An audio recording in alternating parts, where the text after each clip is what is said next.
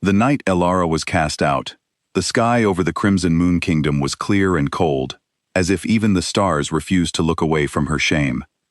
She stood in the center of the pack circle, surrounded by wolves who had once called her sister, daughter, friend. Now their eyes held only pity or contempt. In front of her stood Kale, her mate of 3 years, his jaw tight and his voice colder than the wind that swept through the gathering.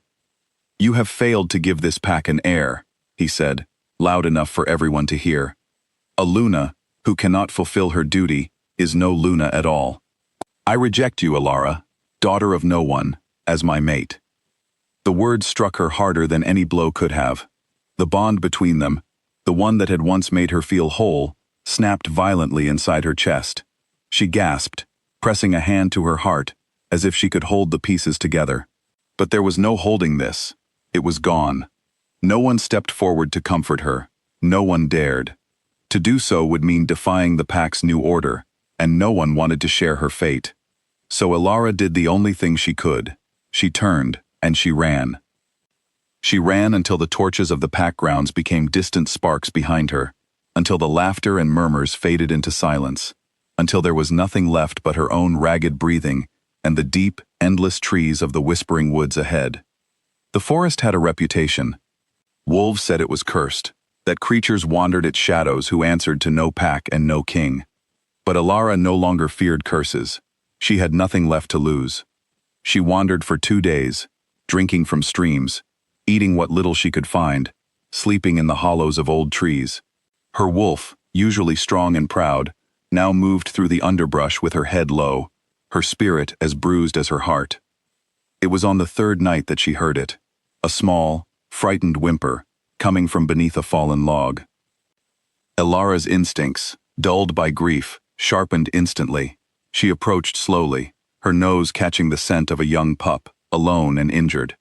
When she pulled back the brush, she found him, a small gray wolf pup, no older than a few weeks, his sides scraped and bleeding, his eyes wide with fear. She did not hesitate. She lifted him gently in her jaws and carried him to a safer place, an old hollow beneath the roots of a great oak tree. There, in human form once more, she cleaned his wound with water and soft cloth torn from her own clothing. "You're safe now," she whispered, though she had no one who had said such words to her in a very long time. "I won't leave you."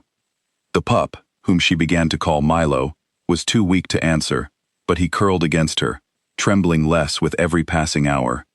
For the first time since her rejection, Elara felt something other than despair. She felt purpose. Over the next several nights, she hunted for him, sang to him in a voice roughened by disuse, and watched over him as he slept. She told herself she was simply doing what any decent wolf would do. But secretly, in the quiet hours before dawn, she wondered if perhaps Milo had saved her as much as she had saved him. Word of a lone wolf sighted at the edge of the Whispering Woods eventually reached the ears of the Crimson Moon Kingdom's ruler, Alpha King Draven. Draven was not a king known for warmth. He had built his kingdom through discipline and strength, surviving betrayals that would have broken lesser men. He trusted almost no one, and he had long ago given up on the idea of finding a true mate. Many had tried to catch his interest. None had succeeded. He had begun to believe the bond was not meant for him. Still, as king, he took every threat to his territory seriously. Rogue wolves near the border could mean danger, whether from rival packs or worse. So on a cold, clear night, Draven set out alone to investigate. He moved silently through the trees, senses sharp, senses that had kept him alive through countless battles. Then, carried on the wind, came a scent unlike anything he had encountered before. It was warm and soft, yet layered with sorrow, and it pulled at something deep inside his chest that he had thought long dead. He followed it without question, drawn as if by an invisible thread, until he reached the base of an old oak tree. There, in the hollow beneath its roots, he saw her. Elara sat curled protectively around the sleeping pup, her dark hair falling loose around her shoulders, her face pale with exhaustion, but achingly beautiful in the moonlight. The moment her eyes lifted and met his, the world seemed to hold its breath. The bond struck them both like lightning. Draven staggered back a step, his hand instinctively pressing to his chest. He had heard stories of the mate bond, how it could knock the strongest of wolves to their knees, but he had never truly believed it could happen to him. Yet here it was, undeniable, burning through every part of him. Ilara felt it too, and it terrified her. "No," she whispered, shaking her head as she rose, careful not to disturb the sleeping pup. "This isn't real. It can't be." "I felt it," Draven said, his deep voice quieter than she expected. "You felt it too. I can see it in your eyes." "I don't care what I felt," she said, backing away. "I was rejected once already. I won't be fooled into believing in this again, only to be thrown away."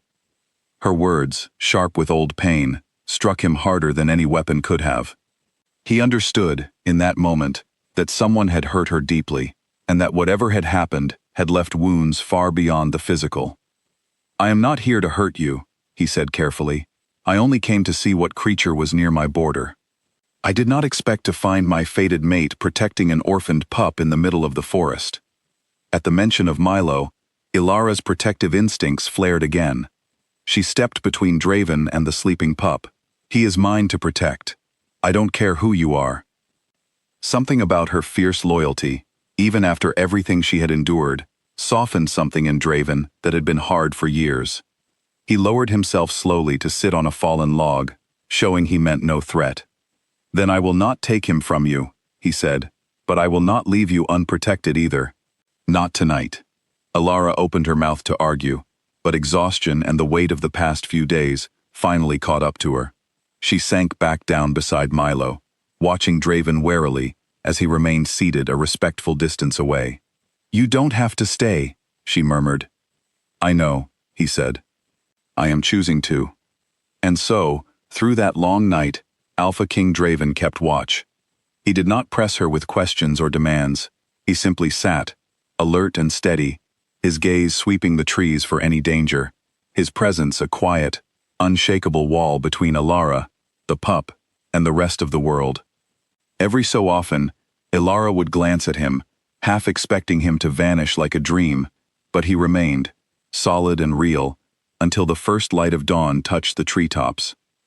It was in that soft morning light that Draven noticed something on the sleeping pup's fur, a small marking near his shoulder, almost hidden beneath the gray fur.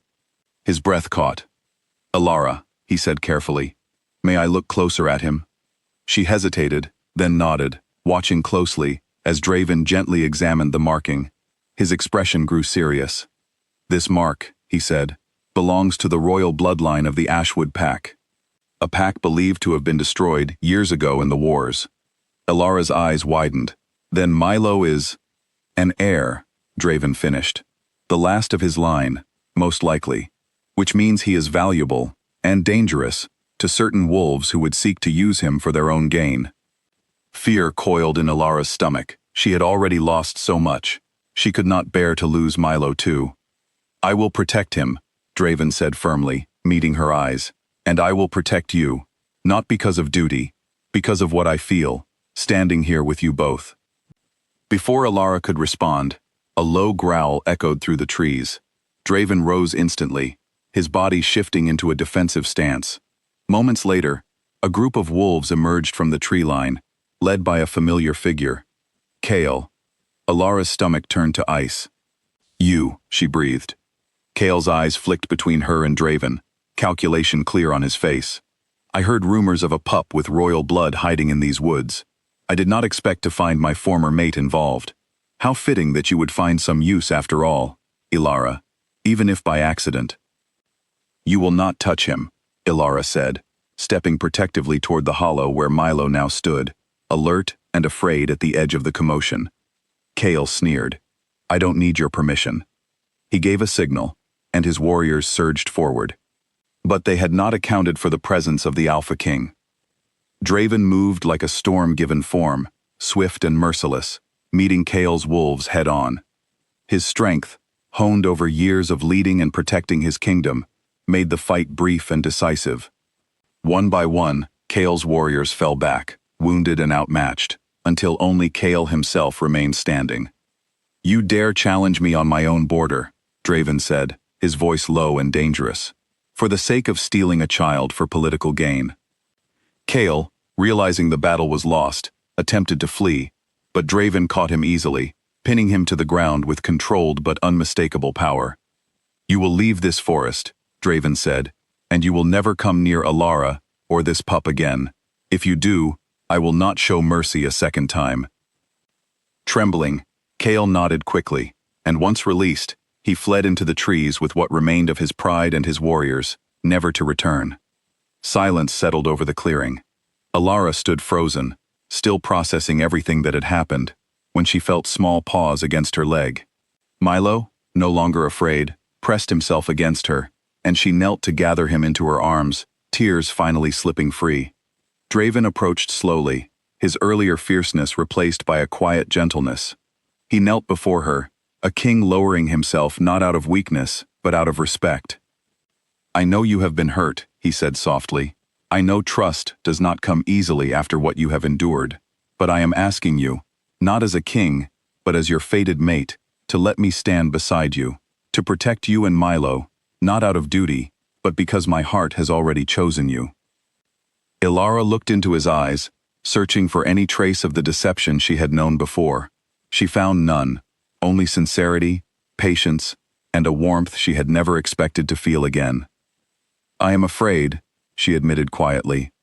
"I will wait," Draven said. "For as long as it takes." Slowly, hesitantly, she reached out and took his hand. It was a small gesture, but it carried the weight of 1,000 unspoken promises.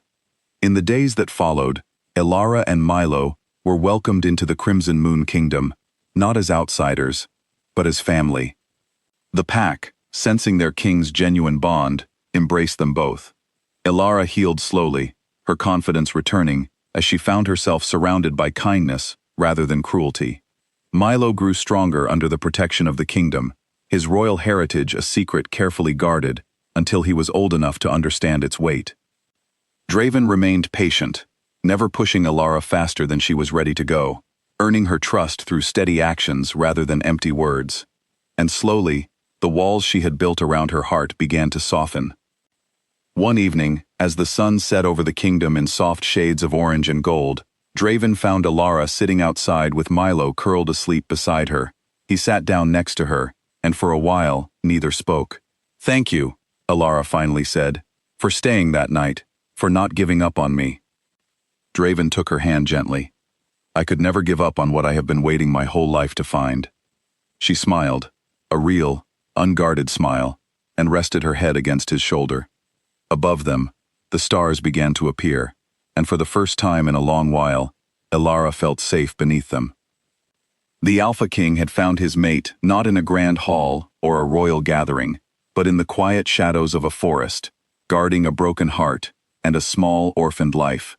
And in protecting them both, he had found something he never thought he would: a family, a home, and a love strong enough to heal even the deepest wounds.